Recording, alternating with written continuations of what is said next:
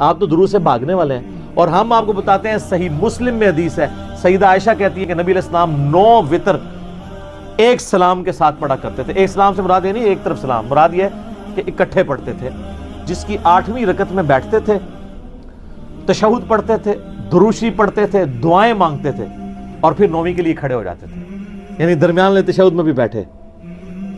تو انفی جو وطروں کا درمیان والا تشہد ہے اس میں ساتھ دروشی ملاتے ہیں, وہ کہیں گے جی سجدہ صاحب واجب ہو جائے گا.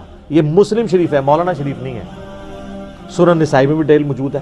البتہ مسند احمد میں حدیث ہے, ابن مسعود رضی اللہ تعالیٰ کہتے ہیں اگر درمیانہ تشہد ہو تو تم عبدہ و رسولہ کے بعد کھڑے ہو سکتے ہو. یہ جواز کی حد تک ہے. افضل ہے دروشی, ہم تو پڑھتے ہیں دروشی, کم از کم اتنا ضرور پڑھا کریں اللہم صلی علی محمد وعلی آل محمد. یہ کہتے ہیں وہ جی وہ چونکہ آپ پھر بہانہ کیا ہے, وہ کہتے ہیں یہ ہم نے درود شریف کی وجہ سے نہیں سجدہ صاحب واجب کیا, استغفر اللہ, ہم تو درود والے ہیں. اصل میں قیام میں ڈیلے آ جاتا ہے, چونکہ تیسری رکعت کا قیام فرض تھا, درمیانہ تشہد واجب تھا, آپ نے واجب میں زیادہ وقت لگا کے قیام سے لیٹ ہو گئے ہیں فرض سے. اس لیے یہ ایک کہانی کا ورژن ہے. ہر جگہ نئی کہانی ہوتی ہے, کیونکہ کہانی ہر علاقے کی ڈیفرنٹ ہوتی ہے. سچی بات ہی ہر جگہ ایک ہوتی ہے. اچھا, دوسری جگہ بہار شریعت میں در مختار رد المختار میں یہ لکھا ہے کہ ایک رات نبی علیہ السلام کی خواب میں امام حنیفہ کو زیارت ہوئی. پتہ نہیں کدھر ہوئی, جھوٹا واقعہ امام حنیفہ کی طرف منسوخ کیا. تو نبی علیہ السلام نے کہا ابو حنیفہ تو نے مجھ پہ درود پڑھنے والے پر سجدہ صاحب واجب قرار دے دیا جو دوسری رکعت میں پڑھ لے 4 والی رکعت میں. تو امام حنیفہ نے کہا کہ یا رسول اللہ میں نے اس پر واجب کیا ہے سجدہ صاحب جو غافل ہو کر درود پڑھے. تو کہتے ہیں نبی علیہ السلام مسکرائے اور تحسین فرمائی, نا انجینئرنگ ہوئے گی. شہزاد بھائی کہتے ہیں نا بڑی سونی ہے سر, نام وچ قیامت ہے, اسلام دی بنیاد ہی نا ہوتے ہیں لا الہ الا اللہ. پہلے نفی ہوگی, پھر نفی اس بات دا پانی ملیا ہر رگے ہر جائی ہو, اے نفی بڑی کام دی ہے. میرا ایک معصومانہ سوال ہے, جو غافل ہو کے درود پڑھے اس پہ تو سجدہ صاحب ہے, تو مراد یہ ہے کہ جو خود پڑھے اس کو تو ثواب ہونا چاہیے. پھر دوسری کہانی کیوں کرائی ہوئی ہے آپ نے؟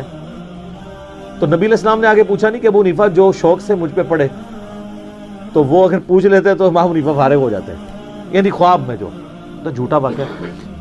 کیوں؟ فقہ حنفی کا یہ مسئلہ ہے کہ جو چیز سجدہ صاحب کو واجب کرتی ہے وہ جان بوجھ کے کرنے سے نماز ہی مکروہ تحریمی واجب الاعادہ ہو جاتی ہے, دوبارہ پڑھنی ضروری ہو جاتی ہے. اگر آپ درمیانے تشہد میں جان بوجھ کر درود پڑھیں تو فقہ حنفی کے تحت نماز ہوئی نہیں, بھول کے پڑھے تو سجدہ صاحب ہے. تو کہانی کرائی سی جے کہ غافل ہو کر پڑھا تھا, تو کہتے ہیں نبی علیہ السلام مسکرائے. نبی علیہ السلام جو انٹیلیجنٹ بندہ کون سی, آپ تو فوراً پوچھ لیندے. اس میں دوسرا پوائنٹ بھی ہو سکتا ہے کہ غافل ہو کے پھر دوسرا والا آخری والا کیوں نہیں وہ سجدہ صاحب کر رہا لازم. کون سا؟ مطلب اگر غافل ہو کے پہلا والا تشہد والا جو ہے وہ سجدے صاحب لازم, دوسرے کا تو وہ مانتے ہیں نا. نہیں تو غافل ہو کے تو دوسرا بھی پڑھ سکتا ہے نا بندہ, آخری والا. ہاں چلے خیر, آپ اور طرف ہی بہت ہی عجیب جی نہیں کر رہے ہیں. آپ بات کو اس موضوع پہ رہنے دیں جو اصل موضوع ہے, کہ جو ان کا اپنا اصول اور مبادی ہے نا اسی کے اوپر یہ پورے نہیں اترتے. تو میں نے میری یوٹیوب پہ ایک کلپ بھی اپلوڈڈ ہے, فقہ حنفی کی انجینئرنگ, وہ میں نے اسی واقعے کی انجینئرنگ کی ہے کہ یہ واقعہ بیٹھتا ہی نہیں ہے آپ کی اپنی ڈاکٹرن کے اندر بھی, کہانیاں کرانی چھوڑ دیں آپ.